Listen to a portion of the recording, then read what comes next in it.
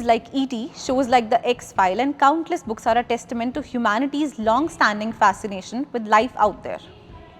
From the whistleblower in the US to the alien corpses in Mexico, recently aliens, UFOs or UAPs as they are now called have regularly made the headlines.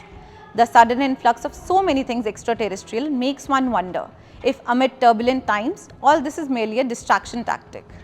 To gain insights into this, WION connected with a Harvard professor, Dr. Avi Loeb. Here's what the celebrated international expert said. It is not clear that governments do have information that is substantive. There was a discussion at the US House of Representatives with three eyewitnesses, one of whom, David Grush, argued that the US government has programs for retrieval and reverse engineering of alien spacecraft. And he just heard about it from 40 people that might be affiliated with these programs, but we haven't seen the evidence. He himself did not see the evidence. And until we see it, we cannot trust it. It may be a fabricated story. In Mexico, there was, again, an open hearing in the Congress, and in which some bodies of corpses were shown, and they look to me too similar to humans, too similar to the image of E.T. in the film of Steven Spielberg. I just find it hard to believe that we will be visited by biological creatures, because the journey is so long and space is so hazardous. There are cosmic rays that can destroy the cells of any living organism. I am much more in favor of technological gadgets visiting us, because that one can design them to be resilient to the conditions of interstellar travel. So I'm very doubtful that there are any biological entities visiting us right now, unless, of course, they came from this Earth.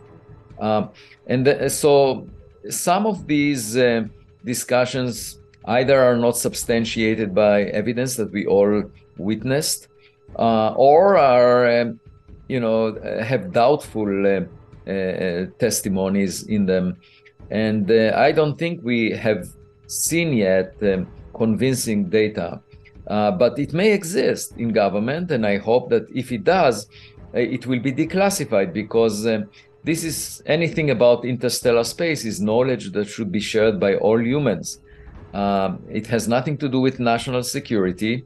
Any visitor would not care how we split the land on this rock that we live on.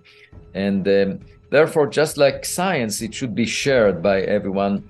We need to know about our neighborhood, whether we have any neighbors, because then we can adapt to it. It makes no sense to ignore it. But isn't the timing of these revelations too coincidental?